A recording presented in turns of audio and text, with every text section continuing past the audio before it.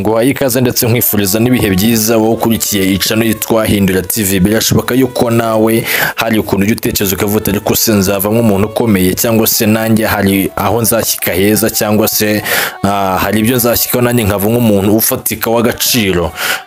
Bikagucanga bikakubera ukaba wibaza se bitewe n'ibyo nkora cyangwa se ibyo ngenderamo, imico yanjye uko nteye, kuko nzava nk'umuntu w'agaciro wifuzwa n'abantu bose. Mwividanije kubwira ibintu 10 cyangwa se ibimenyetso 10 bibonaho ukamenya neza yuko ahangaha uzava nk'umuntu ukomeye wubahwa n'abantu bose, ndetse umuntu w'agaciro ukomeye cyane. Bishatse kuvuga neza yuko ibi bintu 10 cyangwa se ibimenyetso 10 ngiye kubwira nimba utajya ubyibonaho, umenye neza yuko gutera imbere kwawe biri kure cyane nk'izuba, cyangwa se kuba uvamo umuntu w'agaciro ukomeye biri kure cyane nk'izuba. Ngo ikaze rero inshuti yanjye mu bushakashatsi twabakoreye, tugiye kubashyitsa bino bimenyetso 10 cyangwa se ibintu 10 bibona ukamenya neza yuko uzavamo umuntu ukomeye. Rero nkuko mubizi nawe utatubasha gutinda, kandi subscribe kuri ico nibuka gufungura n'inzogera, iyi video uyilikinge, wandike muri comment ubwire ngo nayikunze, hanyuma isangize n'inshuti zawe babasha gusobanukirwa neza ibi bintu. Nge mugiye kubana kuri mikoro nitwa Eric niyo kwizerwa. Ikimenyetso cya mbere rero ngo wibonaho ukamenya neza yuko uzavamo umuntu ukomeye, ngo ni igihe ngo wumva muri wowe ufite icyerekezo cy'ubuzima. Abahanga bavuga neza yuko ngo hari abantu ngo babaho mu isi bumva yuko bibereyeho gutyo gusa, batazi ngo icyerekezo cyane cy'ubuzima ngo ni ikihe, nzava hehe, nzagana hehe, nzamera gute, cyangwa se batazi ngo mbeganye nta cyemezo cyangwa nta cyerekezo cy'ubuzima bafite muri bo, usanga bibereyeho gutyo gusa.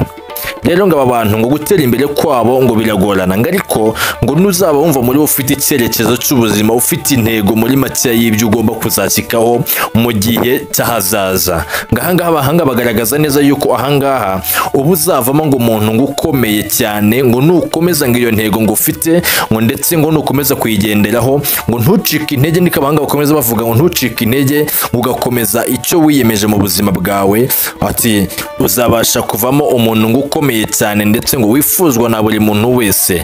Nukomeza icyerekezo cy'ubuzima ku buzima bwawe, uzabasha kuvamo umuntu ukomeye wifuzwa na buri muntu wese. Ariko nubaho uri wa muntu udafite icyerekezo cy'ubuzima, yumva yuko agomba kubaho gutyo gusa, icyo gihe ngo abantu bazagusuzugura mu gihe cy'ahazaza, uzakomeza ngo uri munsi y'ibirenge byabo, ngo bahore ngo bakugira itapi nawe wemere. Rero nshuti yanjye rero ugomba kugira icyerekezo gikomeye ku buzima bwawe kugira ngo uzabashe kuvamo umuntu ukomeye.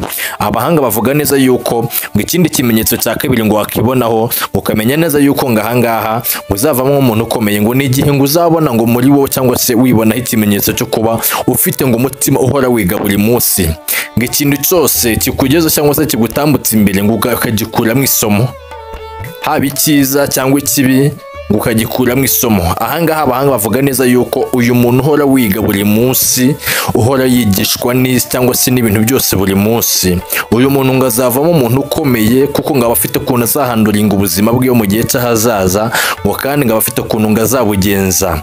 Rero ngo uyu muntu uteye gutya, abahanga bavuga neza yuko uyu muntu aba yifitemo ubwenge bukomeye cyane buzatuma yibeshaho mu bihe bigoye cyangwa se mu bihe bikomeye, ndetse abantu bakabasha guhora bamutinya. Rero nimba wifitemo uyu mutima wo guhora wumva yuko ikintu cyose ukoze cyangwa se ikintu cyose kikunyuza imbere ku maso ukumva cyagusigiye isomo, ukumva kigusigira isomo, ahangaha ujye umenya neza yuko uzavamo umuntu ukomeye kandi uteye ubwoba, haba mu bitekerezo no mu buryo bigaragarira amaso abantu. Ikimenyetso rero cya gatatu uzibonaho ukamenya neza yuko ngo uzavamo umuntu ukomeye, hano abantu bose bazubaha, barangiza bakazajya bamukwira ingofero, ntibazapfe gufundura n'udushumi tw'inkweto ziwe. Ahangaha uyu ni umuntu ngo ushyira umutima we ku bintu byose akora ngo bimubyarira inyungu. Uyu ni umuntu ngo ushyira umutima we wose ku bintu byose akora ngo ariko ngo bimubyarira inyungu. Abahanga bavuga neza yuko ngo iyo uri umuntu ushyira umutima wawe ku bintu byose ukora ngo ariko ibyo bintu bikubyarira inyungu, atari bya bintu by'imburamumaro cyangwa se ibintu bidafite ibyo byinjiza mu buzima bwawe, ukashyira umutima wawe ku bintu bikubyarira inyungu kandi ukabikorana umwete, ngahangaha ngo uyu uzavamwo umuntu ukomeye ndetse wifuzwa n'umuntu wese. Ngo kandi ngo isi ya none n'iyahazaza ngo uzabasha kuyigendamo neza, ngo kubera yuko ngo uri umuntu udasanzwe muri wowe, wifitemo ubushobozi bwo kuzabasha kuba mu iyi si, uzavamo umuntu ukomeye cyane wifuzwa na buri muntu wese. Rero nshuti yanjye, rero nimba nawe ujya umutima wawe ku bintu ukora, menya neza yuko uzavamo umuntu ukomeye ndetse ejo hawe ari heza cyane. Ikimenyetso ngo cya kane uzibonaho ukamenya neza yuko uzavamo umuntu ukomeye, cyangwa se ikimenyetso uziyumvamo ukamenya neza yuko uzavamo umuntu ukomeye, ngaha ngo ni igihe ngo uzumva muri wowe ufite ngo ubushobozi bwo guhangana n'ibigeragezo cyangwa se ibibazo. Bavuga neza rero, basobanura neza yuko ngo atari umuntu wese uba wifitemo buno bushobozi bwo guhangana n'ibibazo, ngo hari ababona ibibazo bibasitseho ngo bakabasha guhunga bakabireka, ngo ariko ngo hari n'abandi bantu ngo babona ngo ibibazo bije ngo bakabasha guhangana nabyo, bakarebana nabyo kugeza ubwo igihe ikibazo kigize intege nkeya kikakuva iruhande, cyo kigatamba wowe ukikomereza ukagenda, cyo kikagenda nawe ukagenda. Rero ngo nimba uri umuntu umeze gutya, wifitemo ubushobozi bwo guhangana n'ibibazo, wifitemo ubushobozi bwo kuba umuntu uhangana n'ikibazo, ntahunga ikibazo ahubwo akaba mu kibazo agahangana nacyo, ahangaha abahanga bavuga neza yuko imbere yawe ari heza cyane, kuko basobanura bavuga neza yuko wifitemo imbaraga zidasanzwe zo kubasha kuba mu iyi si neza cyane, zo kubasha kuba mu iyi si ukomeye kandi ufite icyubahiro, abantu bose bakubaha, ndetse nta n'umwe wanafungura n'udushumi kw'inkweto zawe, kuko abahanga basobanura bavuga neza yuko uzagera kuri byinshi kandi uzabasha kubaho ubuzima busukuye ndetse butekanye mu buryo bwose. Rero nimba uri wa muntu uzi guhangana n'ikibazo, ntahunga ikibazo ahubwo agahangana nacyo, kikabasha kuva imbere yiwe aho kugira ngo agihunge we kikamuhunga, uri umuntu ukomeye, uri umuntu w'agaciro, wifitemo ubushobozi, wifitemo imbaraga, wifitemo ububasha. Iyi si izakubera nziza mu gihe cy'ahazaza kandi uzabasha kubahwa na buri muntu wese, ubonetse wese azabasha kukubaha kuko uri umuntu udasanzwe muri wowe. Ikimenyetso cya gatanu wibona ukamenya neza yuko uzavamo umuntu ukomeye, ngo ni igihe mo hano ngo wiyumvisemo yuko ufite imbaraga zo kubasha kwihanganira gutegereza ibyo utaruzi. Ahangaha abahanga basobanura neza yuko niba uri wa muntu ubasha kwihanganira ibyo utarabona, cyangwa se ugitegereje ibyo utarabona ukagiza imbaraga zo kubyihanganira, utiri wa muntu wirirwa avuza induru ati ese nzatira ryari, ese nzajya kuri iki ryari, ese bizagenda gute, nzabaho gute, bigatuma ubasha gufata n'ibyo ubonye cyangwa se n'ibintu bitari bigukwiriye ukapfa kubifata kugira ngo ubashe kwihutisha ibintu by'ubuzima. Abahanga bavuga neza rero yuko nimba usanzwe witonda ugategereza inkono yawe igashya, cyangwa se ugategereza ibintu byawe bikakugeraho, ngo uri umuntu ukomeye, kuko ngo baca umugani mu Kinyarwanda ngo uwihanganye atora kaheze. Rero nshuti yanjye, rero nimba wifitemo ubushobozi bwo gutegereza, ntupfe guhutiraho ngo ufate ibitari bya cyangwa se ufate ibikeya kandi byinshi bya biri imbere, ukihangana ugategereza. Abahanga bavuga neza yuko hanga wifitemo ubushobozi bukomeye cyane, uzava umuntu ukomeye, ndetse ngo kandi ngo uzabasha kugera kuri byinshi cyane mwabuno ubuzima, isi ukayitwara mu biganza byawe, kuko uri wa muntu udapfa guhoboka. Rero nimba ujya wibonamo kino kintu, ujye umenya yuko uzavamo umuntu ukomeye. Ikintu rero cya gatandatu abahanga bavuga neza yuko ukibonaho, cyangwa se ikimenyetso cya gatandatu abahanga bavuga neza yuko ukibonaho ukamenya neza yuko uzavamo umuntu w'agaciro mu minsi imbere, cyangwa se umuntu ukomeye, ngo ni igihe ngo uzumva muri wowe ngo ugire impuhwe no kwita ku bandi bantu.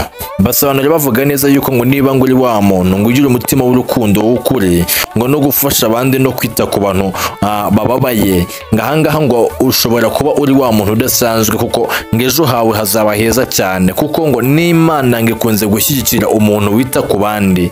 Rero ngo hari imigisha myinshi abahanga bavuga ituruka mu kuba witaye ku ndi muntu, cyangwa se mu gufasha umuntu. Ngo niyo mpamvu ngo rimwe na rimwe usanga ngo abantu bafite icyubahiro gikomeye hano mu isi, ngo n'abantu ngo bagira impuhwe muri bo, cyangwa se umutima wo kwita ku bandi bantu. Kandi nawe inshuti yanjye uzarebe tunanaganire, hari igihe abazungu bajya bava mu bihugu byabo bakaza muri Afurika bagafata nk'imiryango nka 10 n'inga ikavuga uti niyo miryango idafite mituweli, bangiza bakabishyura mituweli, bakavuga uti mwebwe mwese mbishyure mituweli. Kubera iki se babikora? Nuko babazi neza yuko gutanga guhesha umugisha kuruta guhabwa. Rero nshuti yanjye, rero niba nawe ufitemo uyu mutima wo kwita ku bandi bantu, uri umuntu udasanzwe mu buzima bwawe, uzagera kuri byinshi kandi uzabasha gufata iyi si mu biganza, uzubahana buri muntu wese, ndetse azabasha n'umuntu wese azabasha kugutera isari mu buzima bwawe.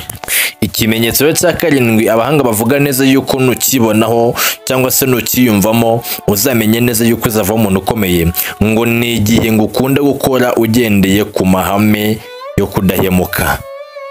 Igihe ukunda gukora ibintu ibyo ari byo byose ariko ukagendera ku mahame yo kudahemuka cyangwa se yo kutagira umutima mubi, ugakunda gukora ibintu byose ariko kumva nyine urukuje ufite ihame muri ukavuga uti nubwo nzakora ibi bintu nibi nta muntu nzahemukira, ntawo nzanga, ntawo nzatuka, ntawo nzagira gute, nta muntu nzakora ikibi cyose, ukuvura gukora ugendera ku mahame ameze gutyo. Ngabahanga bavuga neza yuko ngo niba ukora ugendera ku mahame ameze gutyo ngo uzavamo umuntu ukomeye cyane, ngo ndetse ngo uzashika ku muri byinshi, ngo kuko ngo Imana ngikunze guteza intambwe umuntu uteye gutya, umuntu umeze gutya, umuntu wumva yuko adafite ubugome muri we, umuntu wumva yuko adafite ibintu byo kuvuga uti ndangiza ubuzima bw'abantu benshi cyane cyangwa se ndanguye umuntu uyu n'uyu, ahubwo umuntu ufite gukora ariko agakora ufite amahame agenderaho y'ubudahemuka.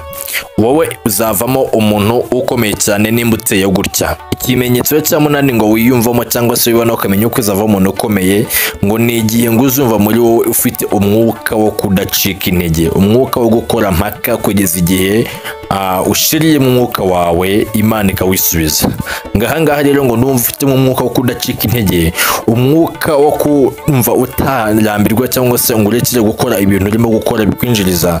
Ngahangaha ngo ushobora kuzava umuntu ukomeye, kuko ngabanga bavuga neza yuko iyo umuntu afite umwuka wo kudacika intege cyangwa se afite ubushake bwo gukora, agera kuri byinshi. Ukora atitaye kuba museka, atitaye kuba mwanga, atitaye kuba mucunaguza, atitaye ku bantu banenga ibyo ari gukora, uwo muntu ngo agera ku bintu byinshi cyane, ngo kandi ngo mu gihe cy'ahazaza isi ibasha kubiye mu biganza byiwe. Rero nshuti yanjye, niba uteye gutyo uri wa muntu udacika intege, utita ku magambo y'abantu, utita ku bintu abantu bakuvugaho ngo bigukamure cyangwa se bigucishishe mu intege, uzava umuntu ukomeye ndetse cyane. Ikimenyetso cya 9 uzibonaho cyangwa se uziyumvaho ukamenya neza yuko uzavamo umuntu ukomeye ndetse uteye ubwoba, abantu bose bazabasha kudafungura imishumi y'inkweto ziwe, ndetse umuntu uzabasha gutwara iyi si mu biganza, ngo ni umuntu ugira intumbero ihanitse. Mbega se umuntu usa nkaho ufite intego ndende cyane itagira umupaka ku buzima bwiwe. Niba ngo ufite intego ndende wihaye mu buzima bwawe, ariko iyi ntego ikaba itagira umupaka, ukaba ufite intego urugero ukavuga uti ndi gushaka kuzagura inzu, nyuma y'iyi nzu nzagura imodoka, nyuma y'iyi modoka nzagura indege, nyuma y'iyi ndege nzagura iki n'iki, ngo umuntu ufite intego itagira umupaka ku buzima bwiwe, ngo uyu muntu ngabasha gushyika kuri byinshi, ngo kandi ngo azavamo umuntu ukomeye ndetse ubaho n'umuntu uwo ari we wese. Rero nshuti yanjye, nimba ufitemo intego muri wowe imeze gutya na gutya, menya ngo uzavamo umuntu ukomeye kandi wifuzwa n'umuntu wese ubasha gutegeka isi. Ikimenyetso cya 10 ari nacyo cya nyuma uziyumvamo cyangwa se ngo uzibonamo ukamenya neza yuko uzava umuntu ukomeye, ngo ni igihe ngo wiyemeza guhinduka aho bikenewe. Ngiyo wiyemeza guhinduka ku makosa agiye atandukanye cyangwa se ku bintu wagiye ukora mu buzima bwawe, ugahinduka ukabasha kuvuga uti ibi ndicuza ibi n'ibi, nagenderaga muri ibi ngibi ariko ndahindutse, ngo uyu muntu ngabajya abasha gushyika ngo ku bintu bikomeye ndetse cyane ngazavamo n'umuntu ukomeye, kuko ngo umuntu ufata icyemezo muri we cyo guhinduka, kureka ingeso mbi cyangwa se ibintu bitagenze neza mu buzima bwe ngakabireka, agatanya ubundi buzima busasa. Abahanga bavuga neza yuko uyu muntu azavamo umuntu ukomeye cyane wifuzwa na buri muntu wese. Rero nshuti yanjye, niba uri wa muntu utari ikigande, wa muntu wemera guhinduka ndetse no gukosora amakosa yose agiye abaho mu buzima, uzavamo umuntu ukomeye ndetse uzabasha gutegeka iyi si, uzabasha kubaho umuntu wo kwifuzwa. Rero nshuti yanjye, nibyo bimenyetso 10 twe ko bateguriye bibasha gutuma wibonaho ukamenya neza yuko uzavamo umuntu ukomeye. Inama twakugira rero nyuma y'ibi bimenyetso, ngiyi inshuti yanjye n'uyumve: gukomera no kugera ahantu hakomeye bisaba gutinyuka ntutinye iyi si. Kwihangana no kwiyemeza guhindura ingeso mbi muri wowe bizagufasha kubaho ubuzima burambye kandi bufite intego ikomeye ndetse n'ahantu heza bwifuza gushyika. Rero inshuti yanjye, komera kandi ukomeze unanasenge n'Imana, ibintu byose uzajya ukora ubyereka Imana uzabasha kubaho mu buzima bunogeye muri wowe kandi butumye ubaho neza. Kandi subscribe inshuti yanjye, ufungure n'inzogera, urayikinga n'iyi video.